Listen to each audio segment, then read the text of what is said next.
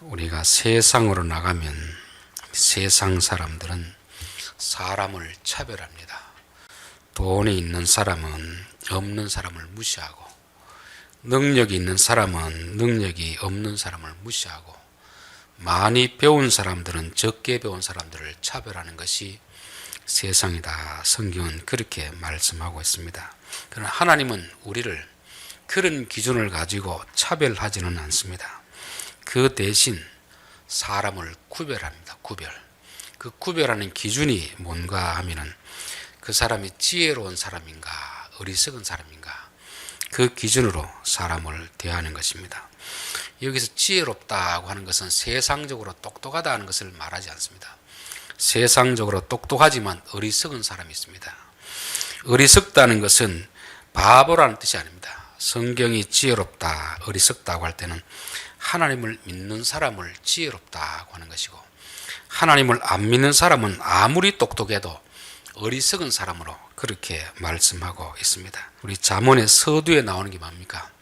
여호와를 경외하는 것이 지식의 근본이다, 지혜의 근본이다. 하나님을 아는 것이 가장 지식의 출발점인데, 하나님을 모르는 사람이 가진 지식은 마치 바벨탑과 같아서 높이 쌓으면 쌓을수록 위험한 그 지식이 되는 것입니다. 그래서 성경에는 사람을 나눌 때 지혜로운 자와 어리석은 자로 나누는 것이고, 그걸 현대 용어로 말하면 신본주의와 인본주의로 나누는 것입니다.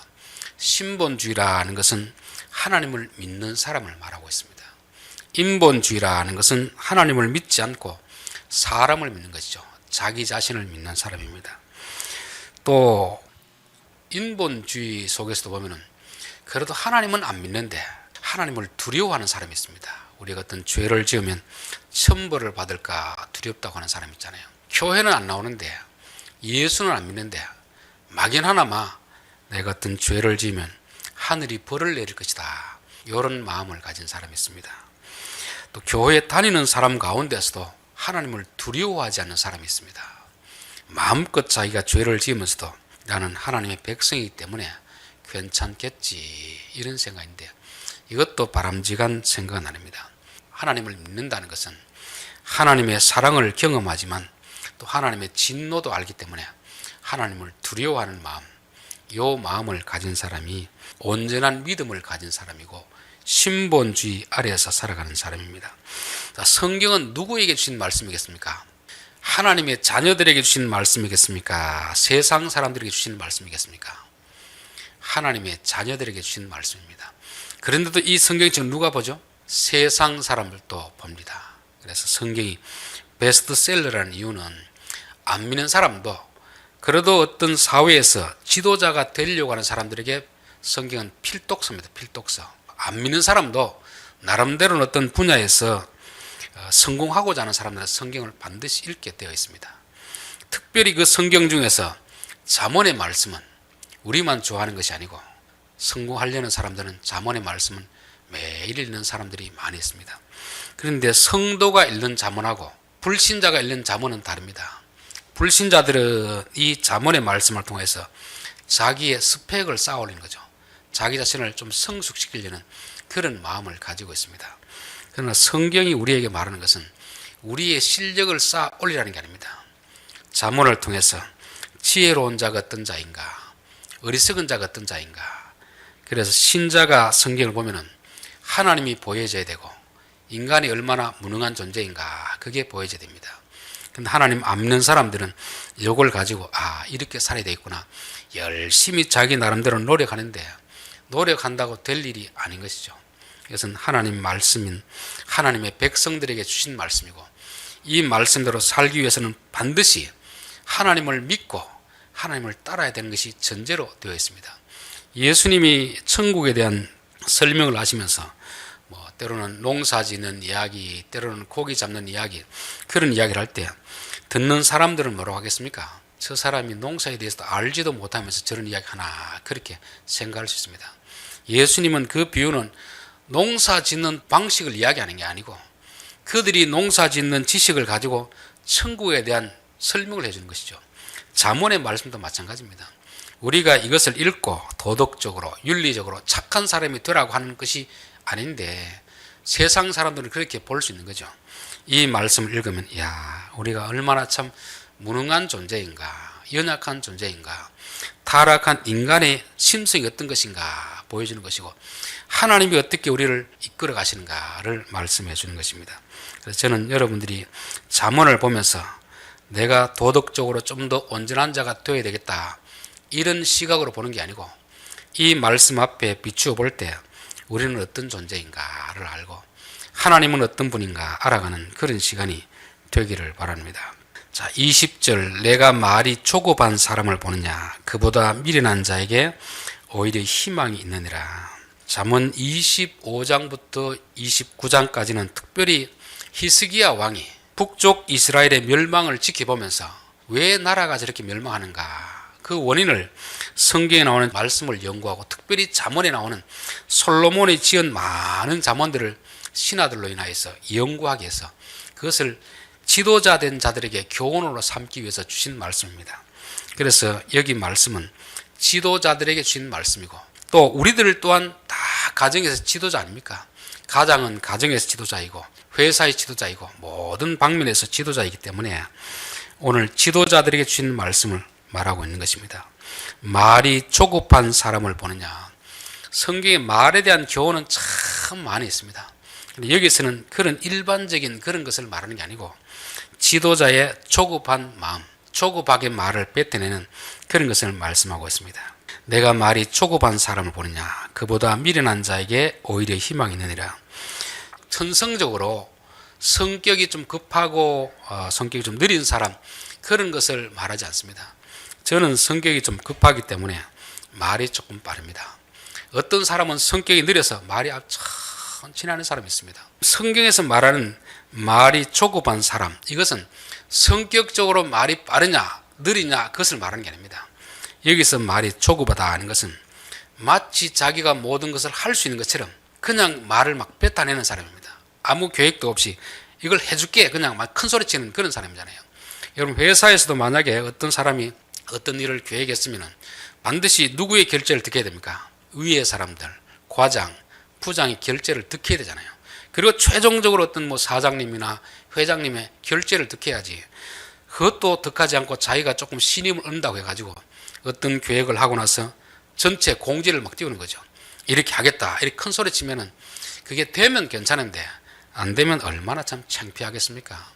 여기서 말하는 것은 그런 식의 의미를 말하는 것입니다. 윗사람이 있음에도 불구하고 자기가 마치 모든 것을 할 수 있는 것처럼 큰 소리치는, 너무 성급하게 큰 소리치는 이런 사람에 대해서 경고하는 것입니다. 전도서 5장을 한번 찾아볼까요? 2절입니다. 너는 하나님 앞에서 함부로 입을 열지 말며 급한 마음으로 말을 내지 말라. 하나님은 하늘에 계시고 너는 땅에 있음이니라. 그런즉 마땅히 말을 적게 할 것이라. 4절, 내가 하나님께 서원하였거든 갚기를 더디게 하지 말라. 하나님은 우매한 자들을 기뻐하지 아니하시나니 서원하는 것을 갚으라. 우리가 항상 말을 할 때는 하나님을 생각해야 됩니다. 내가 계획할지라도 하나님이 이를 들어주실까, 하나님의 뜻은 어떨까를 생각해야 되는데 전혀 하나님의 뜻과는 상관없이 마치 내가 계획하면 다 될 것처럼 그렇게 큰 소리 치는 사람들이 많이 있습니다. 특별히 실력 있는 사람들, 돈 있는 사람들, 권력 있는 사람들이 이렇게 하기 쉽습니다. 내가 가진 권력을 가지고 이 돈을 가지고 내 마음대로 할 수 있다고 생각하는 그런 것이죠. 잠언에는 분명히 사람이 계획할지라도 그 계획을 이루시는 분은 하나님이시다. 아무리 내가 할 수 있는 일이라도 한 템포 좀 늦춰야 됩니다. 겸손해야 되죠. 하나님이 이 일에 대해서 어떤 생각을 가지고 있을까를 생각해야 되는 것입니다. 그래서 마태복음 5장에는 윗사람에게 말한 바 헛맹세를 하지 말고 내 맹세한 것을 주께 지키라 하였다는 것을 너희가 들었으나, 이거는 이제 전도서 오늘 읽은 말씀이죠. 나는 너희에게 이르노니 도무지 맹세하지 말지니 하늘로도 하지 말라. 이는 하나님의 보좌이며 땅으로도 하지 말라. 이는 하나님의 발등상이며 예루살렘으로도 하지 말라. 이는 큰 임금의 성이요 내 머리로도 하지 말라. 이는 내가 한 트럭도 희고 검게 할 수 없음이니라. 오직 너희 말은 옳다 옳다 아니라 아니라 하라. 이에서 지나는 것은 악으로부터 나는 것이라. 사람이 교만하다 보면은 위에 체계상, 조직상 위 사람들이 있음에도 불구하고 마치 자기가 다 할 수 있는 것처럼 그렇게 큰 소리 치는데, 그런 사람보다는 미련한 사람이 낫다고 말씀하고 있습니다. 야고보서 4장 13절에 보면 들으라, 너희 중에 말하기를 오늘이나 내일이나 우리가 어떤 도시에 가서 거기서 1년을 머물며 장사하여 이익을 보리라는 자들아, 내일 일을 너희가 알지 못하는도다. 너희 생명이 무엇이냐? 너희는 잠깐 보이다가 없어지는 안개니라. 너희가 도리어 말하기를 주의 뜻이면, 즉 주님이 허락하시면 우리가 이것도 하고 저것도 하리라. 그렇게 말해야 마땅하지. 마치 자기가 원한 대로 인생에 다 될 것처럼 그런 큰 소리를 치지 말라는 것입니다. 너무 조급하게 하지 말라는 거죠. 그래서 우리가 미래에 대한 계획을 세우고 준비하는 건 좋은데 너무 큰 소리 치는 것은 그렇게 썩 좋지 않습니다. 저는 정치인들이 공약할 때 보면 저게 가능한 일인가? 내가 봐도 가능한 일이 아닌데 너무 큰 소리 치는 경우가 있습니다. 그런데 백성들은 그걸 생각지도 않고, 이야, 저 사람 대단한 사람이다, 그렇게 해서 믿어주는데, 그것 또한 어리석은 사람입니다. 사람이 어리석게 큰 소리 칠 때 저거는 실현 불가능한 일이다, 저거는 거짓말이다를 분별할 수 있어야 되는데, 이게 우리가 어리석으면 그냥 그 말을 믿고 따라가잖아요. 어떤 사기꾼이 우리에게 와가지고 이렇게 하면 돈을 벌 수 있습니다, 그렇게 할 때 우리는 한번 생각해 봐야 됩니다. 저게 사기인지 진실인지 한번 좀 생각해 봐야 되는데, 사람들은 그렇게 큰 소리 치는 사람들을 추종하는 그런 경우가 있습니다. 여러분, 그런 사람보다는 누가 낫다는 겁니까? 미련한 자에게 소망이 있다는 것을 말씀합니다. 자, 21절, 종을 어렸을 때부터 곱게 양육하면 그가 나중에는 자식인 채 하리라. 이것은 종을 혹독하게 키우라는 그런 말씀도 아니고 종을 차별하는 그런 말씀도 아닙니다. 이건 인간의 타락한 본성을 우리에게 말씀해 주는 것이죠. 종을 어렸을 때부터 곱게 양육하면은 이 종이 나중에는 자기가 마치 자식인 채 그렇게 행세한다는 것입니다. 최초의 사람 아담이 그랬잖아요. 하나님이 인간에게 모든 걸 맡기니까 이제는 어디까지 올라가려고 합니까? 하나님처럼 되려고 하는 거죠. 이게 누가 저지른 범죄냐면 바로 마귀가 저지른 죄입니다. 하나님이 그 피조물 중에서 마귀를 천사장으로 세워주었더니만 이게 교만해가지고 이제 하나님처럼 되려고 하다가 땅으로 떨어진 존재가 마귀입니다. 마귀예요. 그래 마귀는 또 사람에게도 자기와 똑같은 그런 잘못에 빠지도록 그렇게 하고 있는 거죠. 그래서 마귀는 항상 우리에게 내 신분을 망각하게 하는 것입니다. 자꾸 내가 마치 뭔가 된 것처럼 그런 착각에 빠지게 하는 것입니다. 그런데 하나님은 우리로 하여금 우리의 신분을 정확하게 알게 가르쳐 주시는 것입니다. 로마서 12장에도 보면은 마땅히 생각할 그 이상의 생각을 품지 말고 하나님이 각 사람에게 나눠주신 믿음의 분량대로 지혜롭게 생각하라는 것입니다. 이거는 꿈을 크게 가지지 말라는 뜻이 아닙니다. 내 근본 시작, 내 출발점을 알고 꿈을 가져야지. 사람은 자꾸 자기 지금 있는 처지도 모르고 뜬구름 잡듯이 허황된 망상에 빠져가 살아갈 수가 있는 것입니다. 흔히 이제 사람들이 개를 키우는 이유 중에 하나가 여러 가지가 있겠지만 사람에게 잘해줬더만 사람이 자꾸 배신하는 것입니다. 그래서 적어도 개는 사람을 배신하지 않으니까 그래서 개를 키운다는 이야기가 됐습니다. 이게 뭐냐면 사람의 타락한 본성이 그렇습니다. 아브라함의 아내 사레가 참 자식을 그렇게 가지고 싶었는데 자식이 없으니까 여자의 마지막 남은 자존심을 내려놓고 여종에게 남편과 잠자리를 하도록 했습니다. 그런데 여종이 아브라함과 잠자리를 하고 임신을 하고 나니까 이게 기고만장해지는 거죠. 그때부터 여주인을 멸시하는 멸시. 여주인을 완전히 여자 취급도 안 하는 거죠. 저 얼굴만 예쁘다고 다냐, 애도 못 낳는 주제에 이렇게 완전히 주인을 무시하는 것입니다. 여러분, 감히 이런 일은 있을 수 없는 일인데 타락한 인간은 내가 뭔가 남들보다 조금 지위를 가지면, 돈을 가지면 이렇게 주인도 몰라보고 그렇게 행세하기가 쉽다는 것을 말씀하고 있습니다. 신본주의는 항상 하나님을 중심에 두는 것입니다. 인본주의는 하나님을 중심에 두지 않고 사람을 중심에 두는 거죠. 그렇기 때문에 사람에게 잘해주면 사람들이 잘해줄 것으로 그렇게 생각합니다. 물론 사람들에게는 선한 면이 있기 때문에 잘해주면 상대방이 잘해줍니다. 그래서 가는 정이 있으면 오는 정이 있고, 가는 말이 고우면 오는 말이 고운 것이 이게 이런 점이 있습니다. 그러나 또 인간에게는 타락한 본성이 있기 때문에 잘해줄수록 사람을 만만하게 보고 이용하려고 하는 그런 것이 있습니다. 제가 군대에 가서 그걸 절실하게 느꼈습니다. 야, 위에 고참이 잘해줄 때는 그 사람에게 내가 잘해야 될 것 같은데, 오히려 그 사람은 좀 맘먹으려고 하는 그게 있고, 정말 괴롭히는 악한 고참에게는 그 사람이 한마디만 해도 제깍제깍 말을 듣는, 다른 사람이 제 안에서 그걸 보고 나서 야, 이게 인간의 타락한 본성이구나, 그런 생각이 들었습니다. 그래서 우리가 항상 누군가 우리에게 잘해줄 때 교만하지 않도록 상대방을 존중하는 그런 마음을 가져야지, 상대방이 내게 잘해주니까 마치 같은 레벨인 것처럼 같이 맞먹으려고 하면 안 되는 거죠. 종은 종일 뿐이지 아무리 주인이 잘해줘도 종이 자식은 될 수가 없는 것입니다. 하나님이 아무리 우리를 잘해주더라도 우리가 하나님이 될 수는 없잖아요. 근데 사람은 어리석게도 뭔가 내가 좀 잘하면 내가 마치 신이 된 것처럼 그렇게 착각하는 것입니다. 권력이 가지는 무서움이 바로 이것이랍니다. 사람이 권력이 없을 때는 겸손하다가 권력을 가지면 사람들이 밑에서 자꾸 막 아부를 하니까 자기가 마치 뭔가 대단한 신이 된 것처럼 그런 착각에 빠진답니다. 그 사람만 그렇게 빠지는 것이 아니라 그 밑에 있는 사람도 똑같이 그렇게 빠진답니다. 자기에게 막 부탁하니까 야, 내가 뭔가 대단한 존재가 된 것 같은 착각에 빠지는 거죠. 그러다가 권력에서 내려오면 사람이 비참해지잖아요. 우리는 이 타락한 본성 때문에 우리가 잘 될 때에도 나는 역시 사람에 불과하다, 내 위치와 신분을 아는 것이 참 중요하다는 것을 말씀해 주고 있는 것입니다. 자, 노하는 자는 다툼을 일으키고 성내는 자는 범죄함이 많으리라. 이 사람이 성질을 낸다는 것은 뭐 누구에게나 있을 수 있는 일입니다. 군뱅이도 밟으면 꿈틀거린다고, 누군가 내게 화나게 하면 화를 낼 수 있는데, 그러나 화나게 한다고 해서 다 화를 내는 거 아닙니다.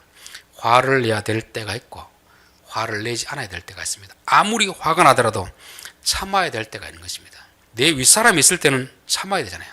집에서도 보면은, 요즘은 어떤지 모르는데 옛날에는 아무리 형제지간에 싸우더라도 어른이 계시면서 기침을 한번 탁 하면 다 참았습니다. 그게 뭐냐면 질서거든, 질서.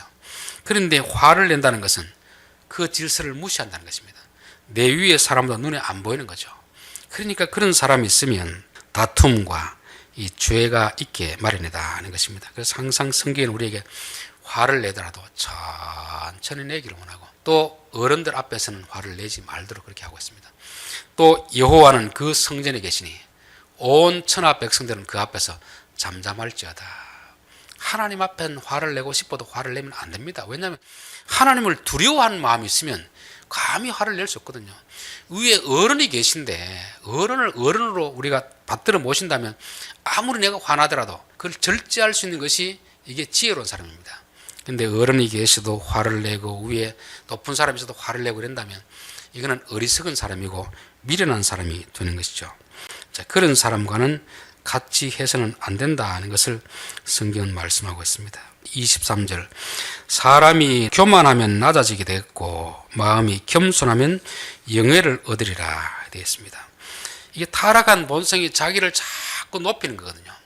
우리가 남들보다 키만 조금 커도 교만하고 힘만 세도 교만하고, 여자들은 조금 얼굴만 예뻐도 교만해지고, 돈이 많아도 교만하고, 뭔가 남들보다 조금이라도 많은 게 있으면 사람은 자기를 높이고 그렇지 않은 사람을 자꾸 무시하려는 이런 성향이 저에게도 있고 우리 모든 사람에게 있습니다. 근데 성경은 뭐라고 합니까? 교만하면 하나님이 그를 낮추신다. 내가 겸손하면 하나님 높여주신다. 그렇게 말씀하고 있습니다. 그래서 내가 어떤 남들보다 잘하는 점이 있더라도 본성은 교만하고 잘하고 싶을지라도 계속 낮춰야 됩니다. 왜냐하면 교만한 자는 하나님이 낮추시기 때문에 그렇습니다. 사람이 그 또래에 있으면 그 중에서 제일 그 똑똑한 애는 어떻습니까? 교만하잖아요. 그런데 그 애가 더 큰 부류에 가보면 어떻게 되겠습니까? 학교에서도 뭐 1등 한다 이래도, 김천에서 1등 하는 사람도 여기서는 큰 소리 치지만 서울 가면 어떻게 되겠습니까? 서울대 가면 다 1등 하는 애들이 오거든요. 그럼 거기서 서열을 매기면 여기서 1등 하는 애들도 거기 가면 꼴찌가 될 수 있습니다. 그래 되면 겸손하잖아요. 그렇죠? 사람이 자기 또래만 있으면, 사람만 보면 그 또래 안에서 교만해지기 쉽습니다. 그러나 자기보다 훨씬 높은 대가 앞에 서면 겸손할 수밖에 없는 거죠. 우리는 늘 누구 앞에 서 있는 사람입니까? 하나님 앞에 서 있는 사람이기 때문에 우리가 세상에는 아무리 똑똑하다 하더라도 하나님 앞에 서면 겸손할 수밖에 없는 것입니다. 하나님은 겸손한 자를 높여주시고 교만한 자를 물리치신다 그렇게 했습니다. 그래서 저는 참 실력이 있는데 교만한 사람, 힘이 있는데 교만한 사람 보면 부러운 것이 아니고 불쌍한 생각이 듭니다. 하나님이 저런 사람은 물리치실 텐데 좀 겸손하면 좋을 텐데. 그래서 실력이 있고 겸손한 사람 보면 참 부럽습니다. 그건 쉬운 게 아니거든요. 남들보다 많은 능력이 있으면 교만해지기 쉬운 것이 이게 인간의 타락한 본성인데, 저분은 어떻게 돈이 많은데도 저렇게 겸손할까? 지위가 높은데도 겸손할까? 가끔씩 이제 교인들 중에서 그런 분이 보일 때, 저 사람은 천사가 아닐까?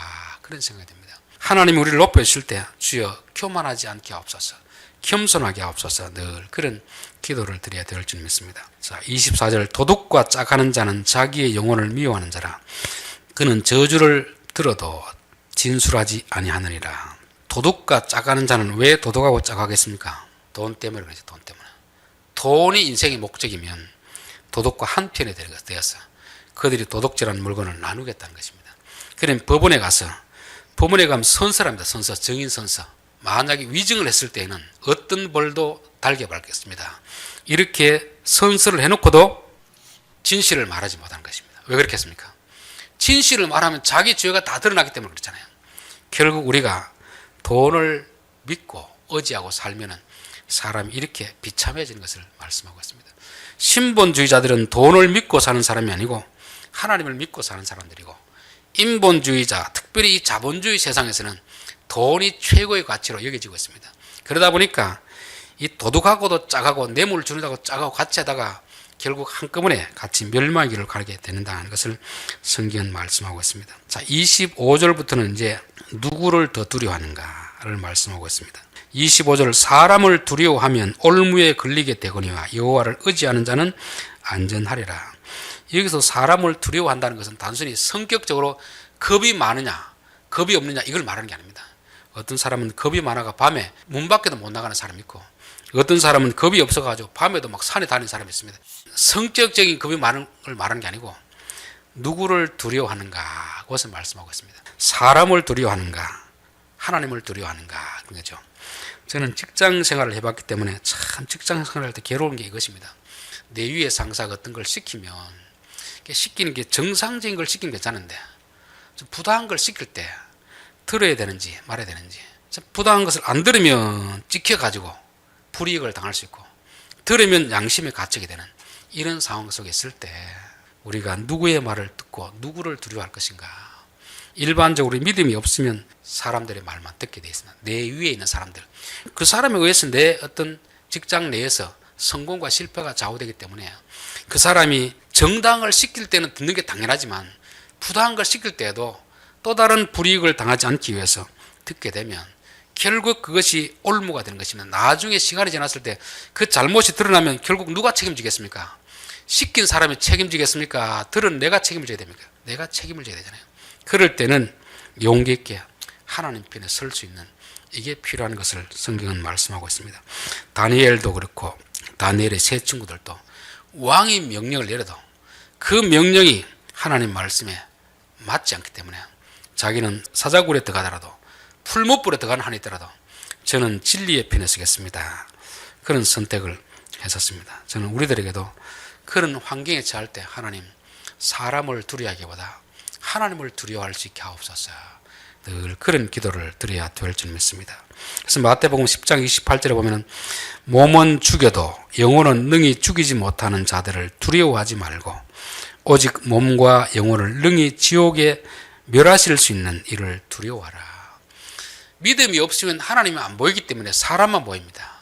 믿음이 있으면 사람보다 하나님이 보이기 때문에 다니엘처럼, 다니엘의 세 친구처럼 어떤 위협 앞에서도 내가 믿음의 길을 선택하겠다, 그렇게 할 수 있는 것입니다. 우리나라 장로교 총회에서도 신사 참배를 결정했습니다. 그건 왜 그렇게 했습니까? 신사를 참배하는 것은 이거는 죄가 아니다. 그 일본 형사들의 칼날이 무섭기 때문에 그걸 두려워해가지고 그런 결정을 하잖아요. 실제는 누구를 더 두려워해야 됩니까? 그런 가운데서도 하나님을 더 두려워했던 그런 목사님들은 지금까지 우리에게 두고 존경의 대상이 되지만 그때 그 사람들을 두려워해가지고 권력 앞에 굴복했던 사람들은 지금도 두고 그 이름이 얼마나 부끄러운 이름이 되겠습니까? 저는 우리 현실 앞에서도 마찬가지라 생각됩니다. 당장은 사람이 두려울 것 같아도 주여 내가 하나님을 더 두려워하게 없소서. 그러면 시간이 지났을 때 사람을 두려워하고 사람의 잘못된 걸 시킨 걸 들으면 두고 후회하는 것이고, 그때 내가 실직을 당한 한이 있어도 나는 진리의 편에 서겠다. 그런 사람들은 두고 그때 참 결정을 잘했구나. 그런 마음을 가지게 될 줄 믿습니다. 26절 주권자에게 은혜를 구하는 자가 많으나 사람의 일의 작정은 여호와께로서 말미암느니라. 여기서 주권자라는 것은 마샬, 자기를 다스리는 자. 오늘날로 말하면 직장으로 말하면 내 위에 직장 상사를 말하겠죠. 그런 사람들에게 은혜를 구하는 자가 많으나 안 믿는 사람은 당연히 윗사람에게 잘 보이려고 할 겁니다. 윗사람이 잘못된 걸 시켜도 그 일을 듣는 거잖아요. 근데 성도들은 일의 작정은 여호와께로서 말미암느니라. 주권자가 시킬 때 이게 부당하다 하면 우리가 거부할지라도 거부했기 때문에 일이 잘못되는 게 아닙니다. 오히려 거부하고 내가 진리의 편을 쓰면 하나님이 우리를 다시금 세워주시는 것을 말씀하고 있습니다. 근데 이건 믿음이 없으면 안 됩니다. 하나님이 정말 살아계시고 다스린다는 이 확실한 믿음이 있을 때만 가능한 이야기가 되는 거죠. 27절 불의한 자는 의인에게 미움을 받고 바르게 행하는 자는 악인에게 미움을 받느니라. 사람들은 누구나 사람들에게 칭찬받기를 원합니다. 미움받기를 원하는 사람은 아무도 없잖아요. 그런데 내가 아무리 잘해도 칭찬하는 사람이 있는 반면에 시기하고 미워하는 사람이 있습니다. 아무리 못해도 다 나를 미워하는 게 아니고 그래도 나를 좋아하는 사람이 있습니다. 그런데 누구에게 칭찬을 받느냐, 누구에게 미움을 받느냐 하는 게 중요한 것입니다. 누가복음 6장 26절에 보면 모든 사람이 너를 칭찬하면 화가 있도다. 우리가 진리의 편에 서면 진리에 속한 사람들을 칭찬하지만 진리의 반대편인 사람 우리를 미워하게 되어 있습니다. 그런데 모든 사람에게 칭찬을 받는다. 이 사람은 이것도 아니고 저것도 아닌 어중간한 입장이 있는 거죠. 우리가 확실하게 진리의 편에 서면 진리에 속한 사람들은 우리를 칭찬하지만 반대편인 사람들은 우리를 미워하게 되어 있는 것입니다. 그래서 우리가 누군가 우리를 미워할 때 그 누군가가 어떤 사람인가, 진리의 편 사람이 우리를 미워한다면 우리가 잘못된 길을 가고 있는가, 빨리 그 자리에서 나와야 되는 것이고, 진리의 반대편인 사람이 미워하면 오히려 우리가 내가 지금 바른 길을 가고 있구나, 그렇게 생각하면 될 줄 믿습니다. 결론입니다. 오늘은 신본주의의 신앙을 가진 사람과 인본주의의 신앙을 가진 사람이 어떻게 살아가는가를 살펴보았습니다. 말이 초급한 사람, 내게 있는 지위와 권한을 가지고 마치 자기가 말하면 다 될 것처럼 큰 소리 치는 사람들, 이 사람은 하나님을 모르는 사람입니다. 비록 내가 할 수 있을지라도 한 템포 늦추어서 하나님이 일을 어떻게 하실까, 하나님께 동의를 구하고 물어보고 말하는 사람이 신본주의 사람입니다. 그리고 종은 어렸을 때부터 자식처럼 대하면 주인을 몰라본다는 거죠. 우리가 사람에게 잘 대해줘야 됩니다. 그러나 우리가 이것을 알고 대해주면 괜찮은데 이 사실을 모르고 사람을 자식처럼 대하면 나중에 참 실망이 크고 배신감을 느끼는 것입니다. 사람의 타락한 본성 속에는 항상 이것이 있기 때문에 종을 대할 때는 항상 이것을 알고 대하라는 것이고, 우리가 종일 때는 위에 사람이 잘 대해줄 때 우리가 윗사람을 무시하지 않도록 항상 우리가 자신을 다스려야 될 줄 믿습니다. 노하는 자, 성내는 자는 범죄하며 많으리라. 누구나 화낸 일은 있을 수 있지만 화를 내야 될 때가 있고 안 내야 될 때가 있습니다. 우리 위에 사람이 있으면 화를 참아야 되잖아요. 하나님 앞에 서면 우리가 화를 참아야 되잖아요. 그런데도 화를 낸다는 것은 위에 사람도 없고 하나님도 없고 자기가 마치 제일 높은 사람, 자기가 신인 것처럼 생각하기 때문에 그렇게 화를 내는 것입니다. 사람이 교만하면 낮아지게 되겠고 마음이 겸손하면 영예를 얻으리라. 우리는 남들보다 조금만 나은 것이 있으면 교만해지는, 이게 타락한 본성이 있습니다. 그러나 하나님은 교만한 자는 낮추시고 겸손한 자는 높이시는 분입니다. 그래서 우리가 항상 하나님 앞에서 주여 겸손한 자가 되게 하옵소서 기도를 해야 되고, 도둑과 짝하는 자는 자기 영혼을 미워함이라. 도둑이 좋아서 짝하는 게 아니고 도둑이 가진 그 돈에 대한 욕심 때문에 사람이 그런 것입니다. 그러면 진리를 말하지 못하는 거죠. 사람을 두려워하면 올무에 걸리게 된다. 내 위에 있는 사람들, 그 사람보다는 하나님을 더 두려워하는 저희들이 되어야 되고, 또 내 위에 있는 사람들의 은혜를 구하지만 그러나 더 큰 분은 하나님입니다. 하나님이 내 인생의 운명을 좌지우지하는 것이 내 위에 사람이 좌지하지 않는다는 것입니다. 불의한 자에게 의인은 미움을 받고 바르게 행하는 자는 악인에게 미움을 받느라. 우리가 사람들에게 다 칭찬받으면 좋겠지만 그럴 수는 없습니다. 내가 아무리 잘해도 나를 미워하는 사람이 있습니다. 그러나 그 미워하는 사람이 악한 사람이라면 오히려 우리를 그걸 당연하게 받아들여야 되고 자랑스럽게 여길 수 있어야 될 줄 믿습니다. 기도하겠습니다.